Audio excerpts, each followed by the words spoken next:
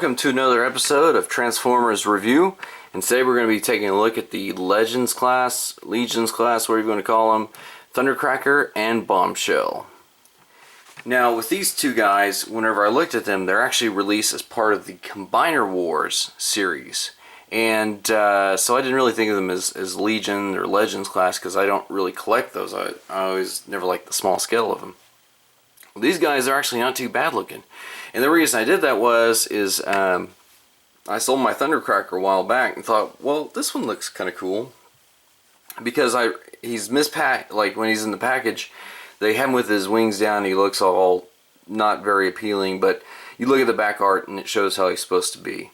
Now, aside from that, I really like the Insecticons. I'm a fan of the G1 Insecticons. So I saw this one, I was like, well, that's really cool. So if we take a look at Bombshell, one of the things is he has these handles on his backside.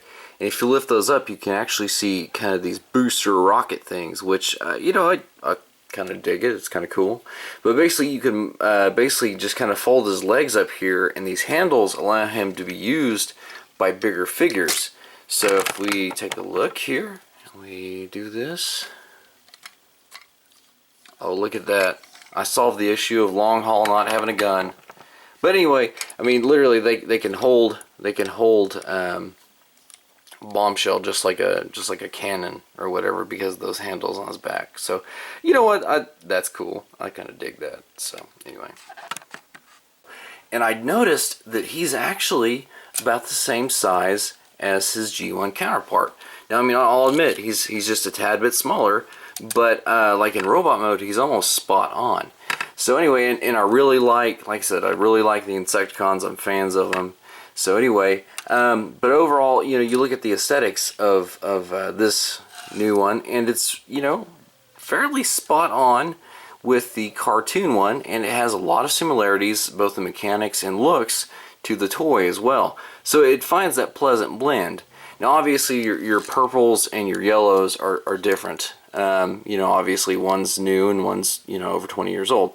So if you look at that, there is a little bit of a difference. This one's definitely a more of a vibrant purple, whereas this one's more of a duller, darker purple.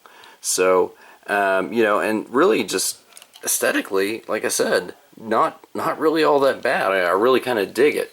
So anyway, and then of course for Thundercracker, you've got your standard color scheme here. He has molded wheels, but you know, if you kind of see the chest part sticks down farther than these wheels do, so it's kind of superfluous. I mean, I guess if you're displaying Thundercracker landed, that works. So. But you know, this is just molded plastic, obviously. So, but overall, the design of it is not really too bad. They keep very faithful.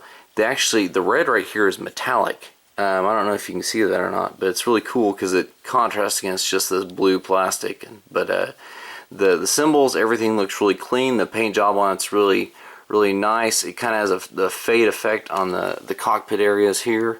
And one thing I don't like is that deal is kind of, they're tightly wound around each other right here, so you know, the nose and the landing gear kind of move together, so just because it's kind of tight in that area. But overall, aesthetically, he does have a lot of soft rubber parts on him. So anyway, let's go ahead and we'll take a look at both Thundercracker and Bombshell and see how they look in robot mode.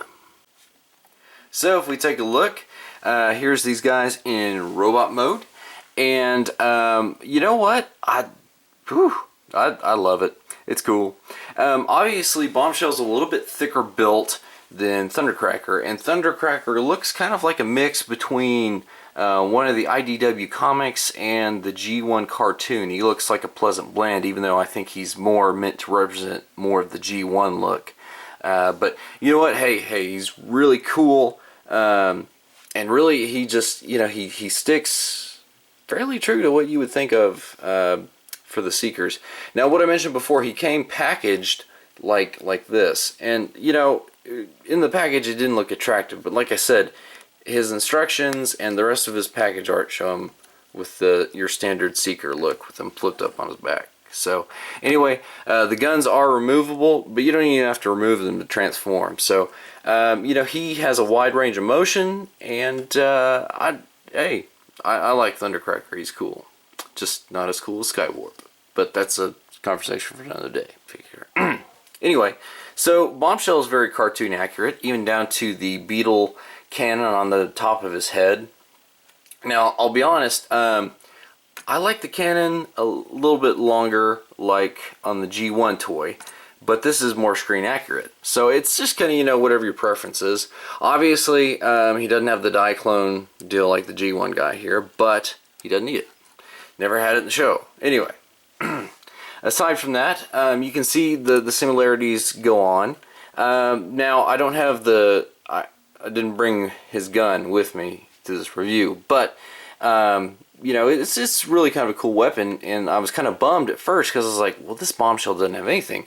But if you look, the boosters that were from his beast mode are now kind of like cannons, like you would see like in Transformers Prime or whatever. So, you know, I mean, you can see the molded hands in there and everything, so they can hold stuff.